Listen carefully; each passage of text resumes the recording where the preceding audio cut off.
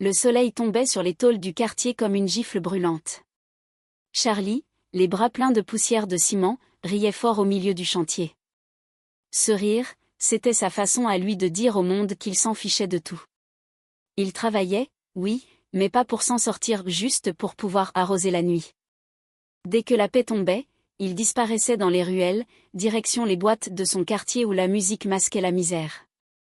À 27 ans, Charlie vivait chaque jour comme si demain n'existait pas. Le futur, c'est pour les gens qui ont peur du présent, disait-il souvent à ses amis. Le loyer pouvait attendre, la faim aussi. Ce qui comptait, c'était la fête, les femmes qui dansaient sous les néons, et les bouteilles qui claquaient comme des victoires. Il se vantait d'avoir le cœur du millionnaire sans le compte bancaire. Pourtant, parfois, dans ses yeux fatigués, on voyait passer une ombre.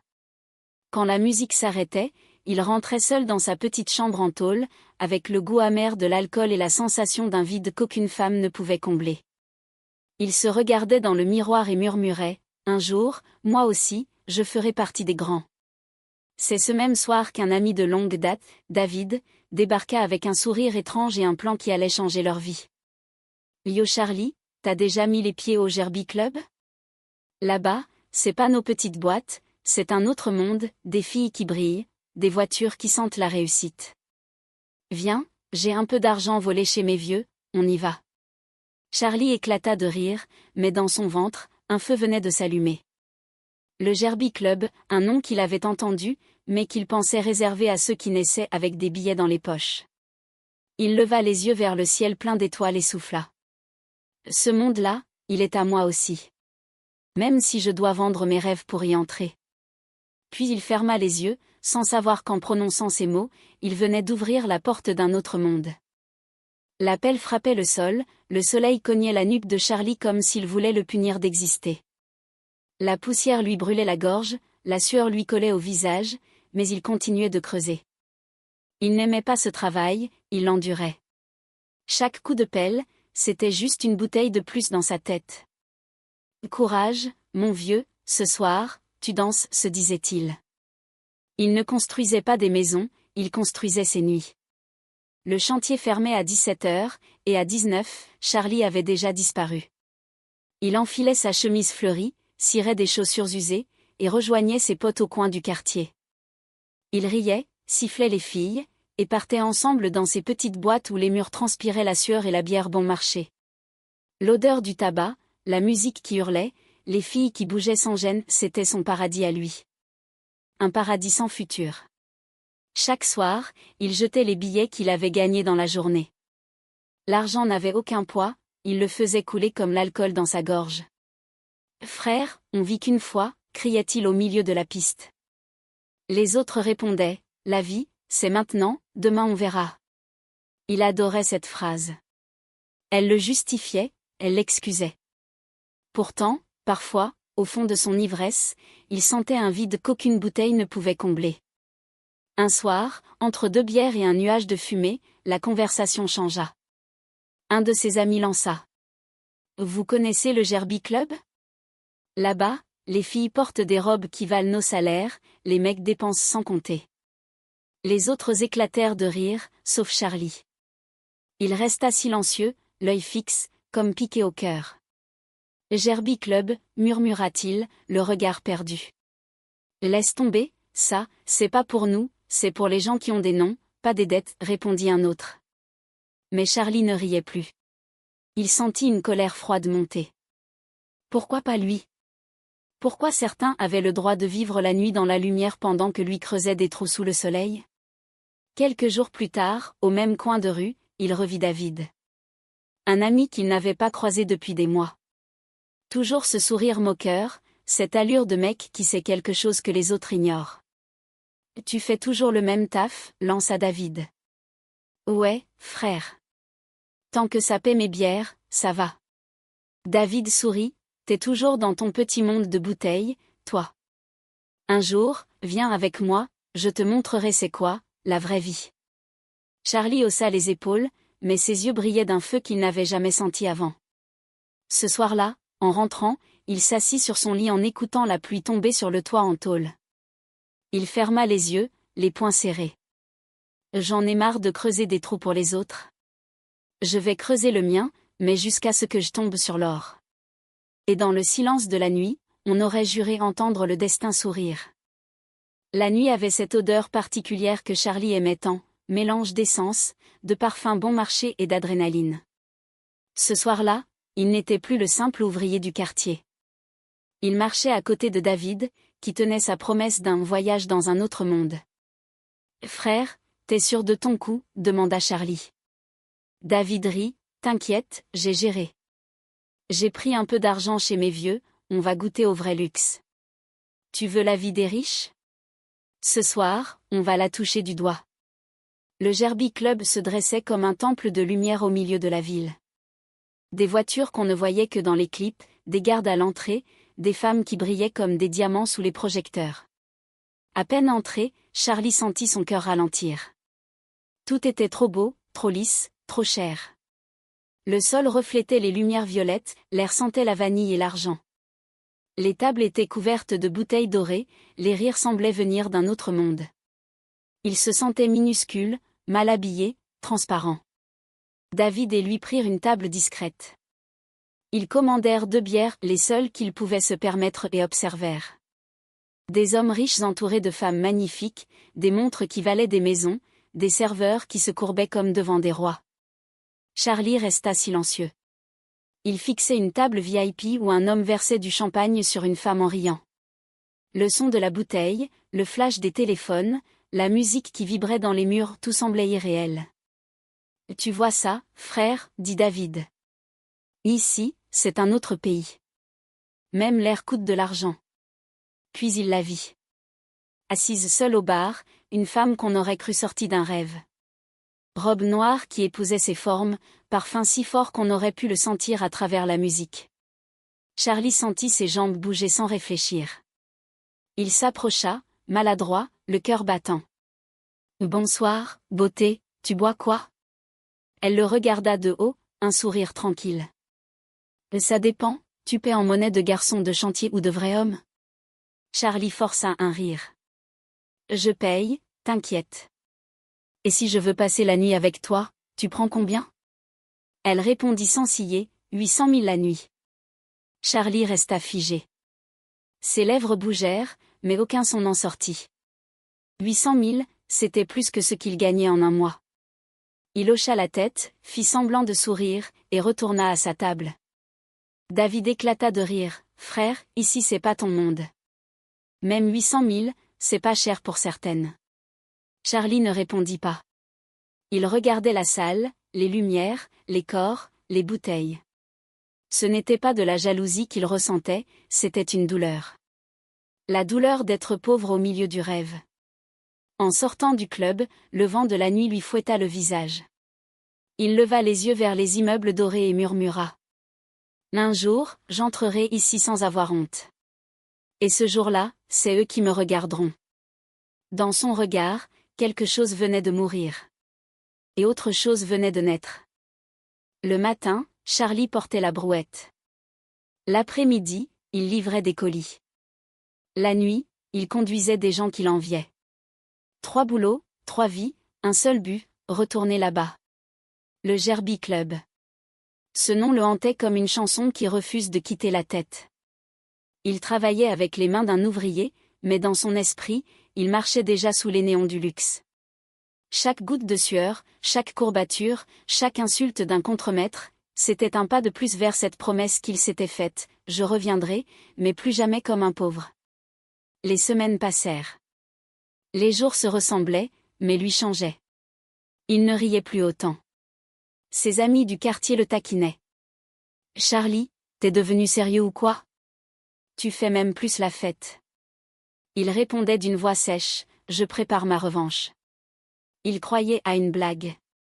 Il ne savait pas qu'il travaillait jusqu'à s'endormir debout, qu'il comptait chaque billet avec la précision d'un banquier. La fatigue le rongeait. Il mangeait peu, dormait moins, mais refusait de lâcher. Il se parlait à lui-même. « Supporte, frère. C'est la douleur avant la gloire. Après ça, tu ne porteras plus de sacs de ciment. Tu porteras des bouteilles de champagne. Un soir, dans sa petite chambre, il renversa une boîte pleine de billets froissés sur son lit. Des liasses sales, pleines de sueur, mais pour lui, c'était de l'or. Il les compta lentement, le cœur battant. 100, 2 cents, 5 cents, 1 million. 1 million. Ce chiffre résonnait dans sa tête comme un hymne. Il leva les yeux vers le plafond, et un rire nerveux sortit de sa gorge. 3 mois. 3 mois pour transformer sa misère en promesse. Le lendemain, il se rendit dans le quartier chic. Devant les vitrines, il se regarda dans le reflet. Sa chemise trop serrée, ses chaussures poussiéreuses. Il savait qu'il n'était pas encore à leur niveau, mais il s'en moquait. « Ce soir, ils vont me sentir » murmura-t-il. Il entra dans une boutique et acheta une chemise blanche, un parfum qu'il n'osait même pas toucher avant, et des chaussures brillantes. Chaque dépense lui faisait mal, mais il voulait que le Gerby Club voie en lui un homme qui appartient à la nuit dorée. En rentrant, il posa ses vêtements sur le lit, les regarda comme un soldat regarde son uniforme avant la guerre. Il se regarda dans le miroir, leva le menton et souffla. C'est fini la poussière. Ce soir, j'écris mon nom dans la lumière. Puis il s'assit, ferma les yeux, et écouta le silence. Le cœur battant, la tête pleine d'images du club, des rires, des femmes, du champagne. Charlie était prêt. Du moins, c'est ce qu'il croyait. Le taxi s'arrêta devant le Gerby Club. Charlie descendit lentement, ajusta sa chemise blanche, respira profondément. Ce soir, il n'était plus un ouvrier. Ce soir, il était le client. Les néons caressaient son visage, et son parfum neuf se mêlait à l'odeur du luxe. Il entra la tête haute, le regard sûr, le cœur tremblant. À l'intérieur, la musique vibrait dans l'air comme un battement de cœur géant. Charlie se dirigea vers une table, s'assit seul, posa ses mains sur le marbre froid et fit signe au serveur. « Apporte-moi une bouteille de champagne. » Le serveur le regarda un instant, surpris, puis hocha la tête. Quand la bouteille arriva, Charlie sentit une chaleur étrange dans sa poitrine. Les bouchons sautèrent, les bulles éclatèrent, et les regards commencèrent à se tourner vers lui. Une femme, belle comme un péché, s'approcha la première. « T'es nouveau ici ?» demanda-t-elle avec un sourire doux. Charlie sourit à son tour. « Je suis là pour marquer la nuit. » Elle rit, s'assit à sa table. Puis 2 autres la rejoignirent, attirés par les bulles, les rires, et l'assurance d'un homme qui avait l'air de savoir ce qu'il faisait. Le Gerby Club vibrait autour de lui. Les serveurs passaient, les flashs de téléphone s'allumaient, les femmes riaient à ses blagues sans intérêt. Il se sentait enfin dedans. Les billets sortaient comme de l'eau. Une 2e bouteille. Puis une 3e. Les rires devinrent plus forts, les regards plus lourds. Il dansait avec les femmes, une à chaque bras, la tête pleine de fumée et de champagne. À ce moment précis, il crut toucher le rêve. La misère semblait loin. La honte aussi. Il ne voyait plus le ciment ni la sueur, juste les lumières, les lèvres rouges, les rires dorés. Mais le rêve a toujours une facture. Le serveur revint, un papier à la main. Charlie prit le reçu, lut lentement, 950 000. Le sourire s'éteignit, son cœur s'arrêta. Il voulut protester, mais autour de lui, les femmes riaient encore, les regards l'observaient. Il savait que dans ce monde, refuser de payer, c'est s'avouer petit. Il sortit la liasse de billets, les posa calmement. « Garde la monnaie. » Le serveur s'inclina. Les femmes l'applaudirent, le boss cria l'une. Il sourit, sans montrer la douleur dans sa poitrine. En sortant, elles le suivirent, riant, s'accrochant à lui. Dehors, la fraîcheur de la nuit lui donna un instant de lucidité. « On va où ?» demanda-t-il, espérant prolonger le rêve. « On va où toi tu veux, si t'as une voiture, » dit l'une. Charlie rit nerveusement. « Pas de voiture ce soir, on prend un taxi. » Le silence tomba. L'une recula. « Taxi ? » Sérieux, dit-elle, dégoûtée.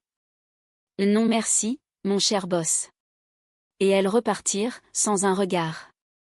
Charlie resta seul, les mains vides, le cœur creux. Le taxi passa, il monta sans un mot. Sur le chemin du retour, il regardait les lumières du Gerby Club disparaître dans le rétroviseur. Arrivé chez lui, il s'assit sur le sol, le visage entre les mains. Il pleura, sans bruit, longtemps. Puis il releva la tête, les yeux rougis, et murmura d'une voix cassée. Un jour, ce club portera mon nom. Et dans la nuit, cette promesse sonna comme une menace. Les jours passaient comme des coups de vent glacés. Charlie n'était plus qu'une ombre de lui-même. Le million était parti, et avec lui, la fierté. Son propriétaire frappait à la porte chaque matin. « Charlie, tu me dois 2 mois de loyer. » Il répondait d'une voix lasse, « Je t'aurai ton argent demain. » Mais demain ne venait jamais. Dans la pièce, le frigo était vide, le sol froid, et la lumière clignotait comme pour se moquer de lui. Ses anciens amis du quartier l'évitaient. Même les petites filles qu'il faisait rire avant détournaient le regard. Charlie, le fêtard, l'homme qui voulait briller, vivait désormais dans le silence et la honte. Il passait ses soirées sur son téléphone, scrollant sans but. TikTok était devenu son échappatoire. Des gens heureux, des voitures, des villas. Chaque vidéo lui rappelait tout ce qu'il n'était pas. Puis une nuit, une vidéo s'ouvrit par hasard. Un homme au visage flou disait d'une voix grave. « Si tu veux devenir riche, fais ce rituel. À minuit, allume une bougie noire. Pose un verre d'eau. Et dis cette prière 3 fois.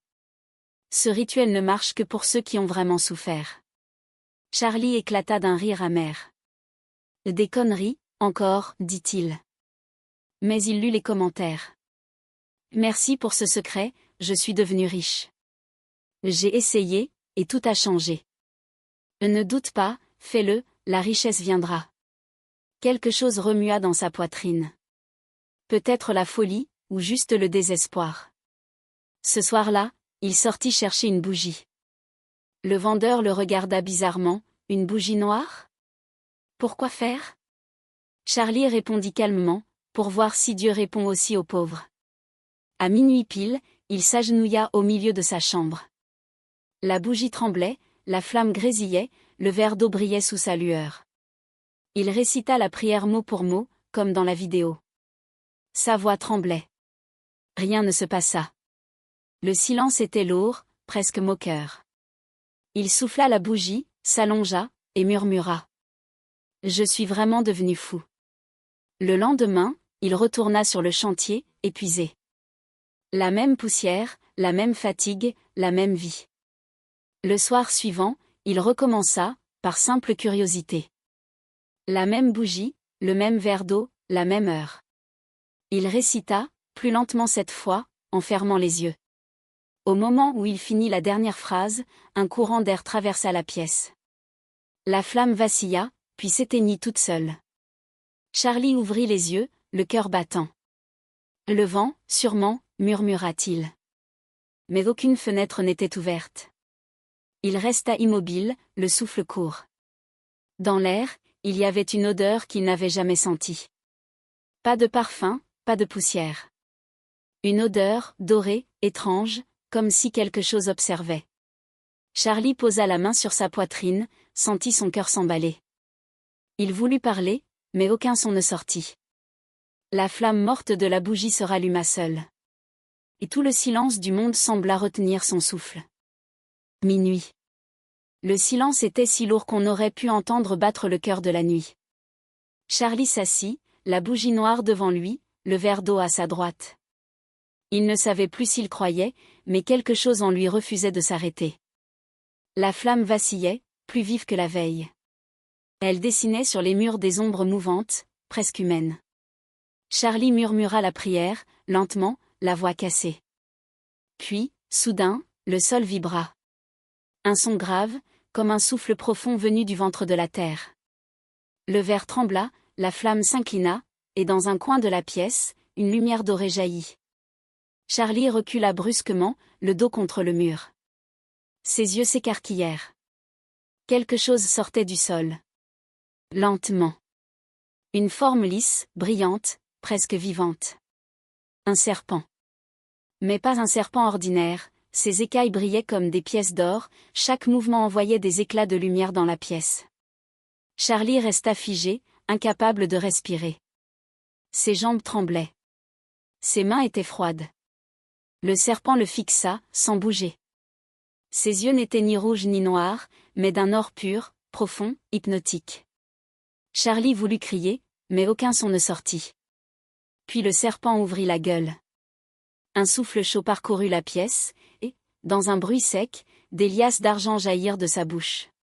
Des liasses épaisses, neuves, alignées, jusqu'à couvrir le sol. Charlie resta muet.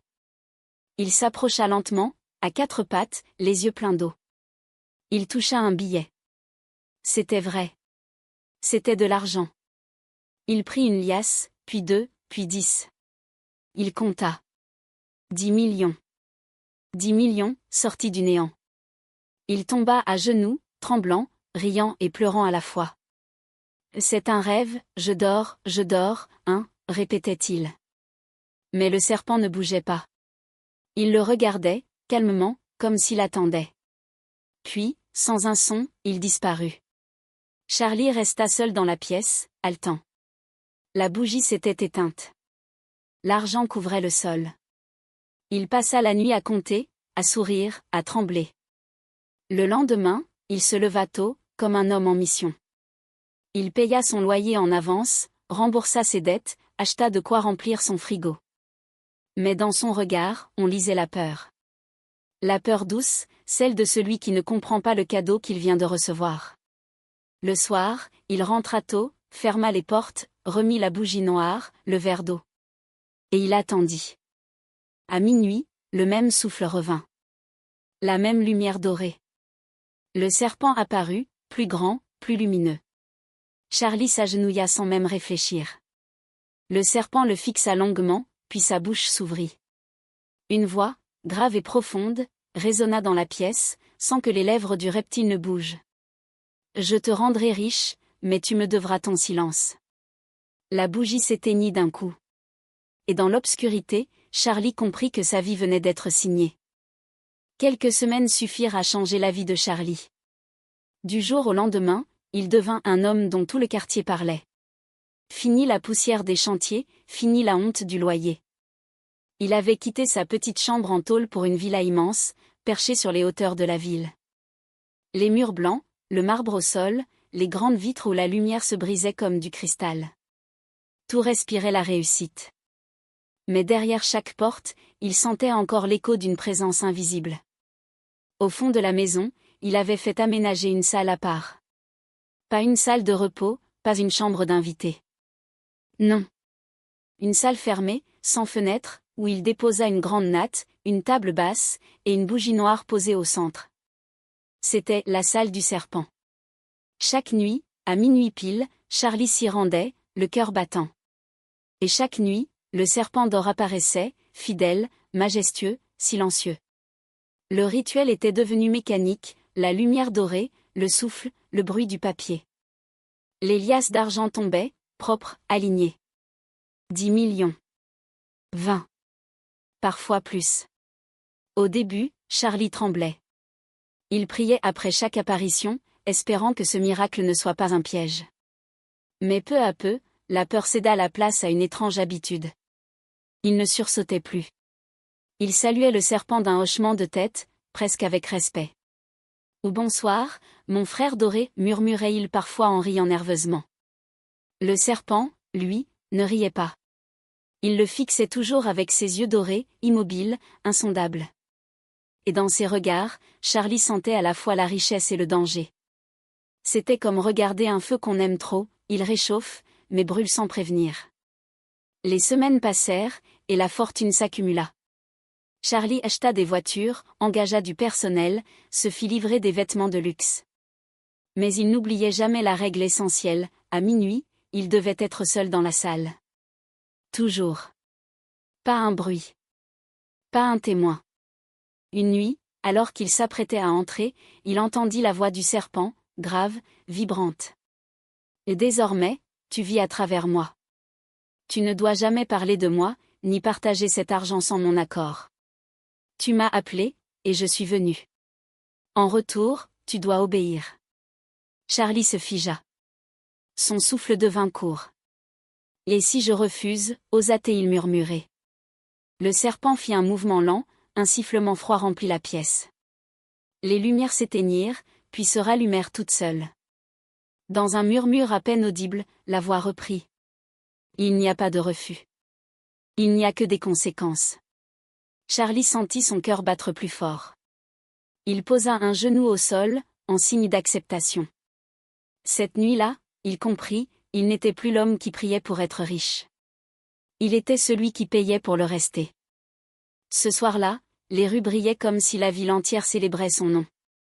Charlie descendit de sa voiture de luxe, costume blanc, montre étincelante, sourire calme.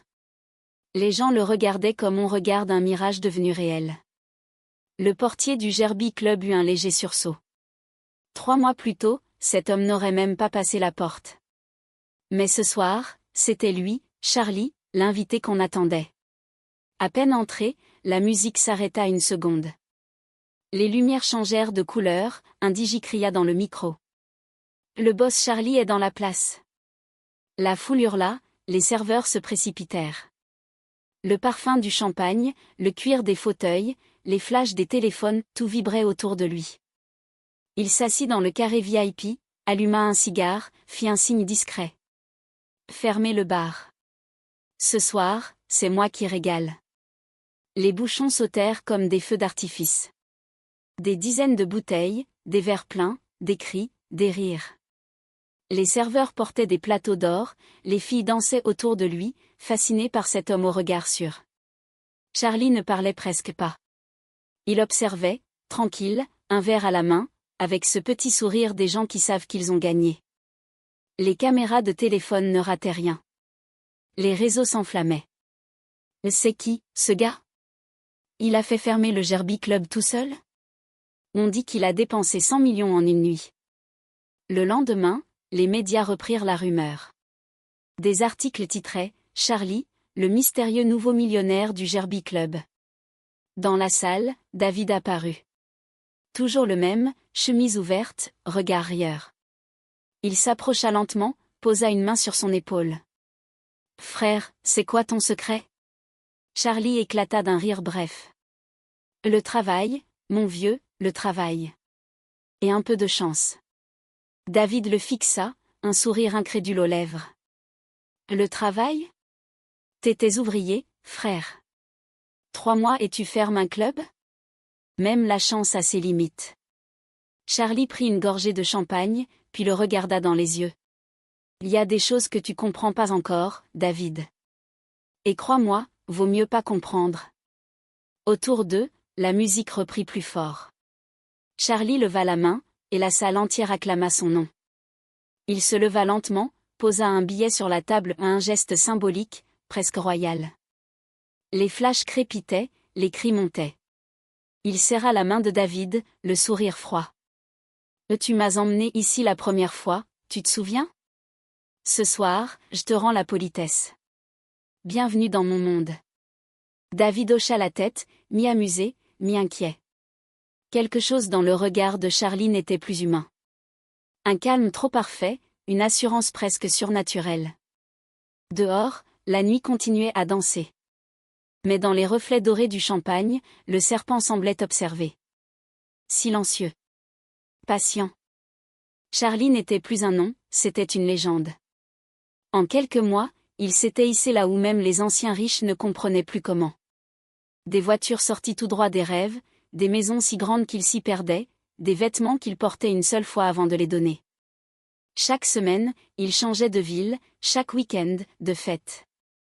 Abidjan, Dakar, Douala, Bamako, partout où il posait les pieds, la nuit se pliait à lui. Les réseaux sociaux ne parlaient que de ça. Charlie, le millionnaire mystère. Certains disaient qu'il faisait du business international, d'autres qu'il était dans le pétrole ou la crypto. Mais personne ne savait. Et lui ne disait rien. Il se contentait de sourire, ce sourire tranquille de ceux qui savent que leur secret vaut plus que leur fortune. Dans sa villa principale, au sommet d'une colline, chaque chose avait sa place. Des fontaines dans le jardin, un salon plus grand qu'un hôtel, et au bout d'un long couloir, une porte qu'il ne laissait jamais ouverte, la salle du serpent. Les domestiques savaient que cette pièce était interdite. Personne n'y entrait, personne n'en parlait. Et chaque nuit, à minuit, Charlie s'y rendait seul, en silence. Là, dans la pénombre, le rituel n'avait jamais changé. Le serpent d'or apparaissait, majestueux, impassible. Il crachait des liasses, puis disparaissait sans bruit. Mais il ne parlait plus. Il observait, comme s'il attendait quelque chose. Charlie, lui, commençait à sentir que chaque billet portait un poids invisible. Il faisait semblant de ne pas avoir peur. Il vivait fort, bruyamment, comme pour couvrir la voie du doute. Fêtes interminables, villa pleine, musique à fond. Des célébrités, des politiciens, des femmes magnifiques. Les gens disaient: Charlie, c'est le genre d'homme qu'on voit une fois par génération. Mais d'autres murmuraient: son argent n'est pas normal. Il fait des choses la nuit. On dit qu'il parle à quelque chose. La rumeur grossissait. Un jour, un jardinier ne reparut plus. Une autre fois, une femme de ménage qu'on avait vue entrer le soir n'était plus là le matin. Charlie restait calme. À ceux qui posaient des questions, il répondait simplement: chez moi, on ne pose pas de questions. On profite. La nuit, il regardait ces voitures alignées, les lumières de la ville au loin. Tout brillait. Tout semblait parfait. Mais parfois, il s'arrêtait, fixait la porte du couloir, celle qui menait à la salle. Et son sourire disparaissait. Les gens le croyaient invincible. Mais lui savait. Sa richesse ne venait pas du travail. Elle venait du silence. Et ce silence, il le sentait, vivant. La nuit était calme, trop calme. Le vent ne bougeait pas, les chiens ne hurlaient plus. Dans la villa de Charlie, tout dormait, sauf la lumière d'un couloir, celle qui menait à la salle du serpent. David, assis dans le salon, observait cette lumière avec insistance. Son regard trahissait un mélange de curiosité et de peur. Depuis qu'il avait retrouvé son ami, une question le hantait: d'où vient tout cet argent? Charlie lui avait toujours répondu vaguement: le travail, frère. Les affaires. Mais David n'était pas idiot. Il avait grandi avec lui, il connaissait sa vie d'avant, ses limites, ses rêves. Et surtout, il avait remarqué cette porte. Toujours fermée. Toujours froide. Ce soir-là, Charlie était sorti fêter un contrat imaginaire. David resta seul dans la villa, les yeux fixés sur cette porte interdite. Une voix intérieure murmurait: n'y va pas. Mais une autre, plus forte, disait: tu mérites de savoir. Il se leva lentement, pieds nus sur le marbre. La maison semblait retenir son souffle. Chaque pas résonnait comme une trahison. Arrivé devant la porte, il posa la main sur la poignée. Le métal était glacé, comme si quelque chose derrière aspirait la chaleur. Il inspira profondément, tourna, et entra. L'air à l'intérieur était lourd, presque liquide. Une bougie noire brûlait au centre, seule source de lumière. Sur le sol, des traces de cire et des liasses d'argent empilées soigneusement. David s'avança, fasciné. C'est donc vrai, murmura-t-il. Un sifflement déchira le silence. Il se retourna brusquement. Et là, il le vit. Le serpent d'or, immense, plus grand qu'un homme, dressé au milieu de la pièce. Ses yeux luisaient comme deux soleils miniatures. David voulut crier, mais aucun son ne sortit. Son corps refusa de bouger. Le serpent s'approcha lentement, glissant sans bruit. Une voix, grave et profonde, résonna dans la pièce. Pourquoi es-tu ici? David recula, balbutiant. Je voulais juste comprendre, aider mon frère. Le serpent siffla longuement. Le sol vibra. Puis, sans prévenir, ses yeux lancèrent un éclat doré. David tomba. Raide. Sans un cri. Son corps resta là, immobile, la bouche entr'ouverte. Quelques heures plus tard, Charlie rentra. Il appela David plusieurs fois, sans réponse. Puis, en sentant une présence dans la salle du fond, il courut. La porte était entr'ouverte. Quand il entra, il tomba à genoux. David gisait au sol. Et devant lui, le serpent, impassible, le fixait. Il m'a dérangé, dit la voix. Charlie sentit son cœur exploser. Il voulut parler, crier, frapper. Mais rien ne sortit. Il regarda le corps sans vie de son ami, celui qui l'avait accompagné dans ses débuts, celui qui avait cru en lui avant tout le monde. Des larmes glissèrent sur ses joues. Il murmura. Pourquoi lui, pourquoi maintenant? Le serpent resta muet.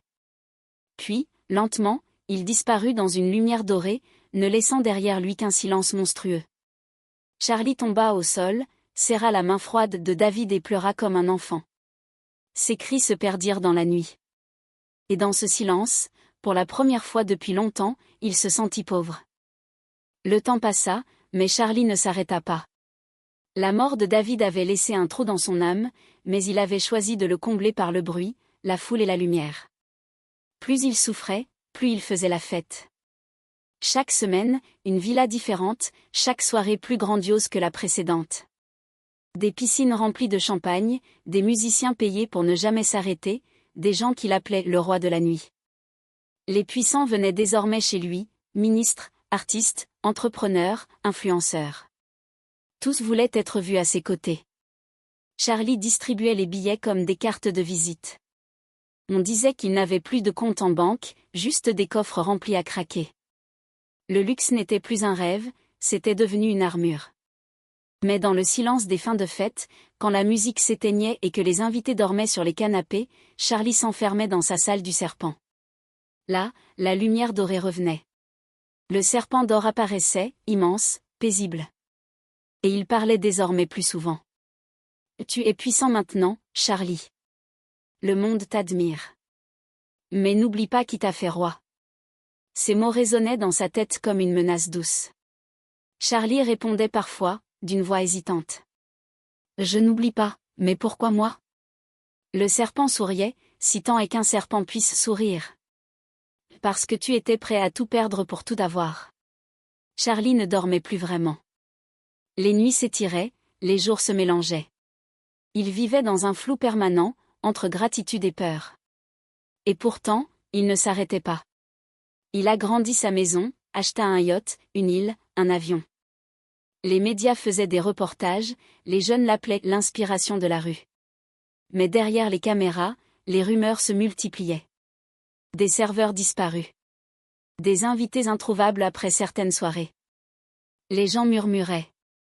Chez Charlie, la richesse a une odeur étrange. Il invite, il régale, mais certains ne reviennent jamais. Les policiers n'enquêtèrent pas longtemps. Trop d'influence, trop d'argent. Et Charlie, lui, se contentait de sourire quand on lui parlait de ces rumeurs. Les jaloux parlent, les rois dépensent. Mais la nuit, quand il se retrouvait seul, une autre réalité revenait. Chaque apparition du serpent devenait plus intense. Parfois, il le sentait avant même qu'il n'apparaisse, un souffle froid, un goût métallique dans l'air. Et toujours cette voix. Je te rends riche, mais n'oublie pas, toute lumière attire les ombres. Charlie commençait à comprendre que cette voix ne quittait jamais vraiment la pièce. Même le jour, il l'entendait parfois murmurer derrière lui. Même dans le bruit, il la sentait respirer. Un soir, en plein milieu d'une fête, alors que la foule dansait autour de lui, il crut voir une ombre dorée glisser entre les invités. Personne d'autre ne la vit. Il resta figé, le verre tremblant dans sa main.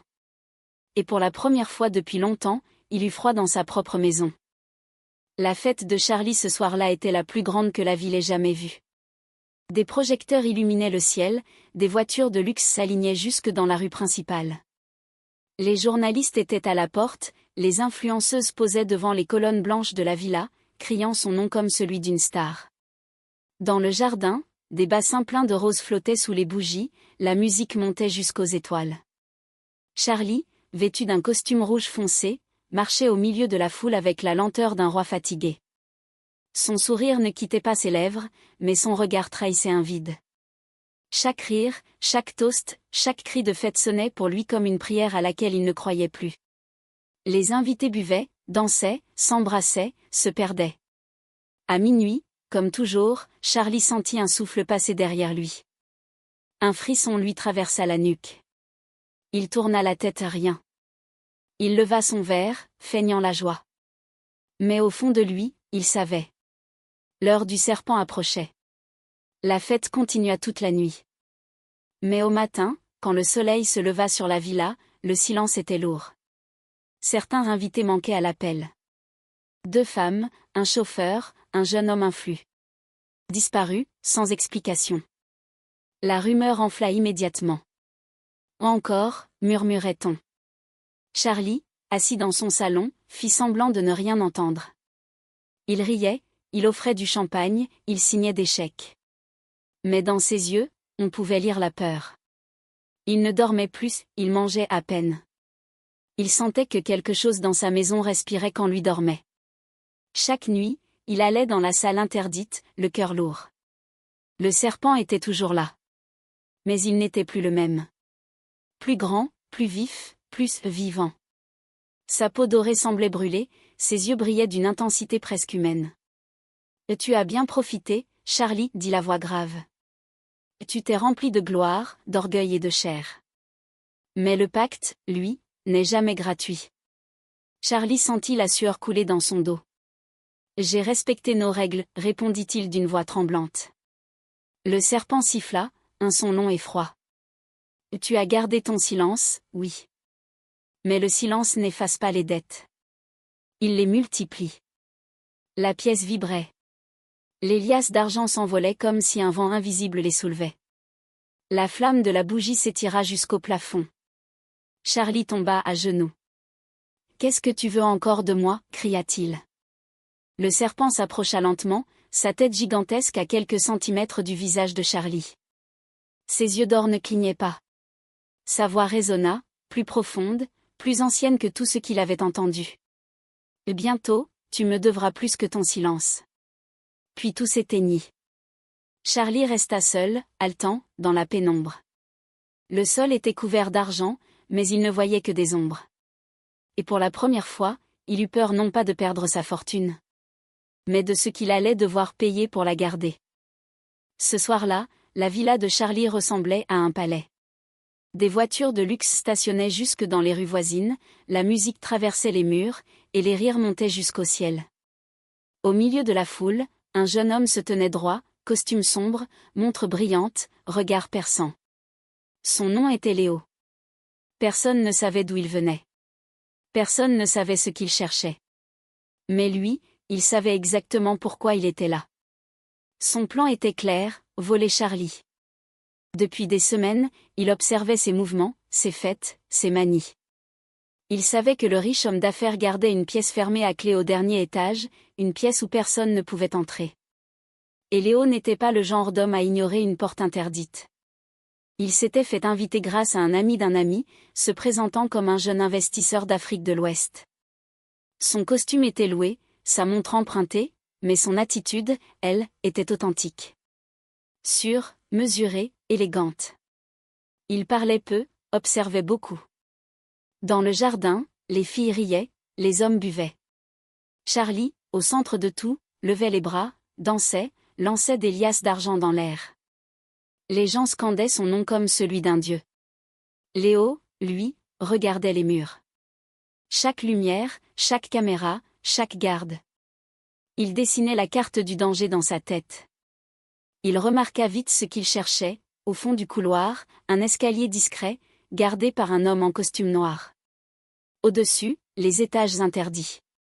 Léo s'approcha du bar, prit un verre, parla à une femme, rit comme tout le monde.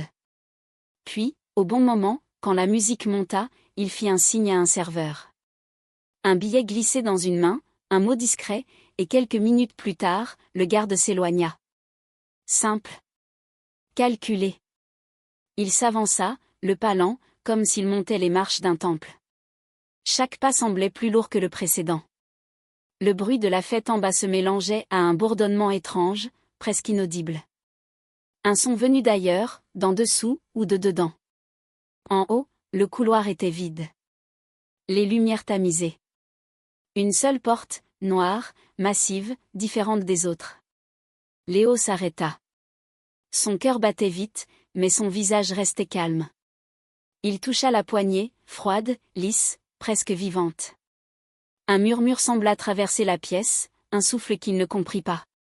Il ferma les yeux un instant, inspira. Ce soir, c'est mon tour de devenir quelqu'un. En bas, Charlie riait, entouré de ses invités, ivres de lumière. Léo, lui, montait vers l'obscurité, vers la pièce interdite dont tout le monde parlait sans oser la nommer. Et au moment où sa main tourna la poignée, un éclair de musique monta du rez-de-chaussée, un cri de fête, un cri de victoire. Mais au-dessus, c'était un autre monde qui l'attendait. Le genre de monde dont on ne revient pas tout à fait. La porte s'ouvrit lentement dans un grincement presque humain. Léo entra. Un souffle glacial lui frappa le visage, comme si la pièce respirait. Devant lui, l'obscurité semblait épaisse, palpable, vivante. Il avança à pas lents, les yeux ajustant la pénombre, jusqu'à ce qu'une lumière dorée éclaire les murs. Ce qu'il vit alors le laissa sans voix. Des piles de liasses. Des montagnes d'argent. Des billets qui formaient des murs entiers, des rivières, des collines. Chaque pas soulevait la poussière des billets, chaque mouvement faisait frissonner le silence. Au centre de la salle, une bougie noire brûlait encore. Son feu ne tremblait pas. Il dansait lentement, comme s'il reconnaissait l'intrus. Léo s'arrêta. Un frisson lui parcourut l'échine. Puis, d'un coin sombre, un bruit sourd se fit entendre, un glissement, un frottement sur le marbre. Et la lumière dorée s'intensifia. Le serpent apparut. Immense. Magnifique. Terrifiant. Ses écailles d'or renvoyaient la lumière dans toutes les directions. Ses yeux, deux perles de feu liquide, le fixaient sans ciller. Mais Léo ne cria pas. Son visage resta impassible. Il posa calmement sa main sur une liasse d'argent, puis regarda le serpent droit dans les yeux. « C'est donc toi, murmura-t-il. » Le serpent ne bougea pas. Il siffla, longuement, comme pour prévenir. Léo fit un pas de plus. Un autre. Et soudain, dans un geste rapide, il leva la main et frappa la tête du serpent d'un revers sec. Le bruit résonna dans la pièce comme un tonnerre. « Repars d'où tu viens, dit-il calmement. Je ne suis pas venu pour toi. » Le serpent recula légèrement, surpris. Aucun homme ne lui avait jamais parlé ainsi. Ses yeux s'élargirent, dorés et brûlants. Une voix profonde, lente, vibrante emplit la salle. « Qui es-tu, humain, pour oser lever la main sur moi ?» Léo leva la tête, sans peur, les poings serrés. « Je suis celui que tu as privé d'un frère. » Le silence tomba. Même le feu de la bougie sembla s'arrêter. Le serpent le fixa longtemps, puis siffla de nouveau, plus doucement cette fois. « Ainsi, le sang revient réclamer ce que j'ai pris. » Léo hocha la tête. « Tu as volé la vie de David. Ce soir, je vole la tienne. » Il attrapa un grand sac noir qu'il avait dissimulé sous sa veste.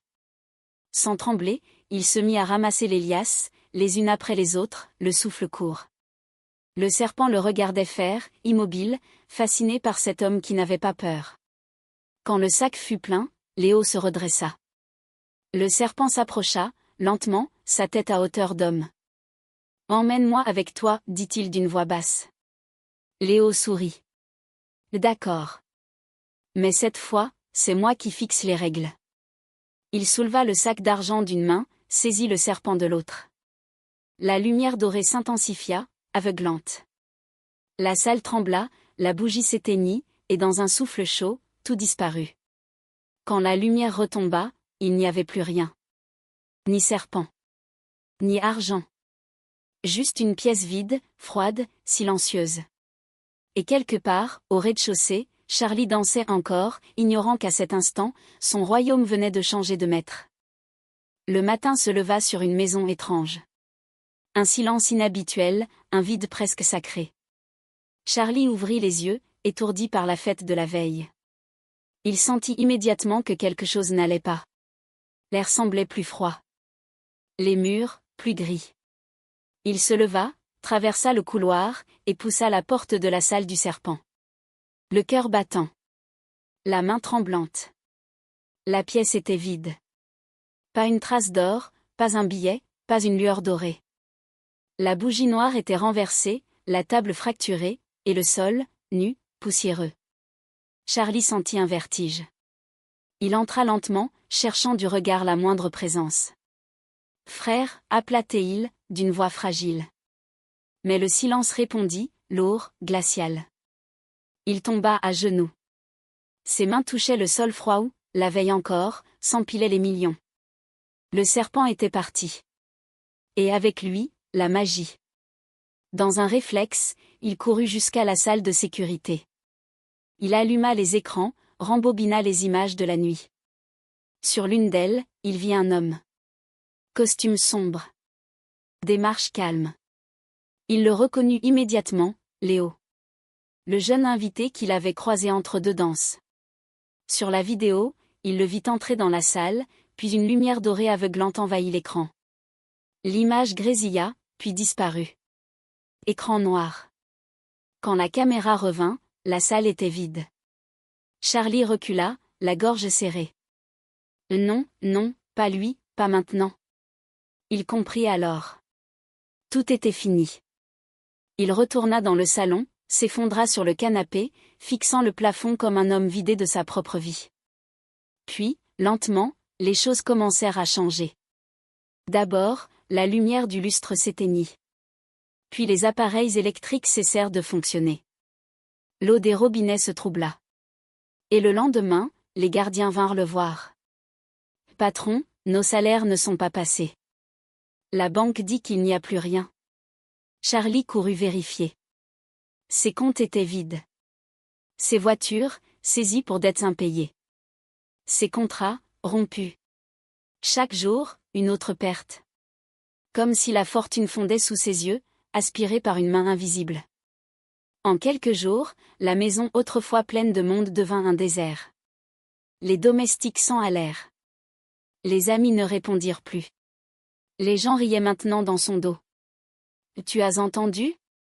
Charlie, le roi du gerbille, est ruiné. » La nuit, il errait seul dans les couloirs, parlant à voix basse.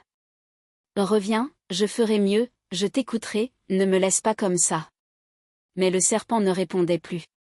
Il entra une dernière fois dans la salle vide, posa la main sur le sol froid, et murmura. « Sans toi, je ne suis rien. » À cet instant, une rafale de vent traversa la maison, balayant la poussière et éteignant les lumières. Charlie ferma les yeux. Et dans le silence, il entendit un murmure lointain, presque moqueur, qui résonna dans sa tête. « Je t'avais prévenu. » Le soleil se leva sur une autre ville, une autre vie. Léo, assis sur la terrasse de sa grande maison, regardait le ciel avec un calme étrange. Devant lui, le vent faisait danser les feuilles des palmiers, et le parfum du matin semblait plus doux depuis qu'il n'avait plus à se cacher. Les journaux parlaient de lui, les gens le citaient comme un exemple. Léo, le jeune philanthrope. L'homme au cœur d'or. L'argent du serpent, il l'avait transformé en lumière. Il n'avait pas acheté de voitures luxueuses ni de maisons extravagantes. Il construisait des écoles dans les quartiers oubliés. Des dispensaires dans les villages où les enfants mouraient encore de fièvre. Des puits, des centres d'apprentissage, des orphelinats. Et partout, son nom résonnait comme celui d'un homme bon. Mais dans son cœur, il savait que rien de ce qu'il possédait n'était vraiment à lui.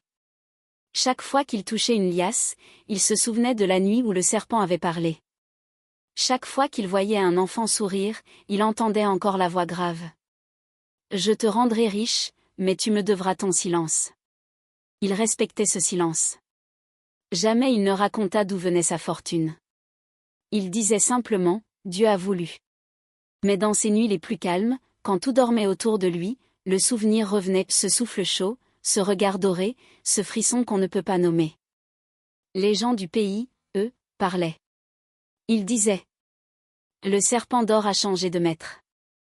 L'ancien roi du gerbille a tout perdu, mais un autre a pris sa place. Le serpent choisit ses hommes, il ne disparaît jamais. Léo ignorait ces murmures. Il travaillait, il aidait, il bâtissait. Pour lui, c'était peut-être sa manière de se faire pardonner ou de retarder le prix à payer. Une nuit, alors qu'il visitait un chantier d'école, il entra dans une salle encore vide. Au centre, les ouvriers avaient posé une statue dorée trouvée par hasard dans le sol. Elle représentait un serpent enroulé sur lui-même. Léo s'approcha. Son cœur accéléra. La statue semblait briller sous la lumière de la lune. Il tendit la main, hésita, puis la posa sur le métal froid. Et à cet instant, un frisson lui traversa tout le corps. Ses doigts tremblèrent. La lumière changea, la pièce sembla vibrer. Les yeux du serpent sculpté s'ouvrirent lentement, laissant apparaître 2 pupilles d'or liquide. Léo recula, bouche entr'ouverte. Aucun son ne sortit. Le serpent n'avait pas disparu. Il attendait. Paisiblement. Comme un dieu patient qui ne connaît pas la fin du temps. Dans la nuit, un souffle invisible traversa la salle, effleurant l'oreille de Léo. Une voix, douce et terrifiante à la fois, murmura. Le serpent ne donne jamais, sans reprendre. La flamme de la lampe s'éteignit brusquement. Et le silence qui suivit ressemblait à un serment. La ville avait oublié Charlie. Autrefois, les foules scandaient son nom, aujourd'hui elle baissait les yeux quand il passait. Ses voitures, ses maisons, ses amis, tout s'était envolé comme une illusion mal entretenue. Il vivait à nouveau parmi la poussière, casque sur la tête, les mains pleines de ciment. Les ouvriers du chantier l'appelaient « Vieux Charlie », sans savoir qu'il avait un jour fermé le Gerby Club à lui seul. Chaque coup de pelle résonnait dans son cœur comme une punition. Et parfois, quand le vent soufflait sur la tôle, il croyait entendre un sifflement familier, lointain, doré. La nuit, il rêvait Dieu qui brillait dans le noir, d'une voix qui murmurait son nom. Il se réveillait en sursaut, en sueur, persuadé que le serpent d'or l'observait toujours quelque part. Mais au matin, il reprenait sa pelle, car la vie ne laisse pas le temps de pleurer les pactes brisés. Léo, lui, était devenu une figure nationale. Partout, on parlait de ses œuvres, de sa générosité, de sa réussite. Il semblait béni. Mais quand les caméras s'éteignaient, il restait seul dans sa grande maison silencieuse. Et certains soirs, vers minuit, un bruit étrange montait du sol. Pas un vent. Pas un animal. Un souffle chaud, qui se glissait entre les murs, comme un ancien secret qui revient frapper à la porte. Léo faisait semblant de ne rien entendre. Il fermait les yeux, priait, pensant que la foi pouvait repousser ce qu'il avait volé. Mais il savait, au fond de lui, que le serpent n'appartient à personne. Il choisit, il prend, il revient. Charlie avait tout perdu pour avoir voulu trop gagner. Léo, lui, allait comprendre que le prix de la lumière est parfois plus lourd que celui de l'obscurité. Et tandis que le monde dormait, quelque part dans une salle oubliée, 2 yeux dorés s'ouvrirent à nouveau. Et si la vraie malédiction du serpent d'or n'était pas de rendre riche, mais d'apprendre à ne plus pouvoir vivre sans lui?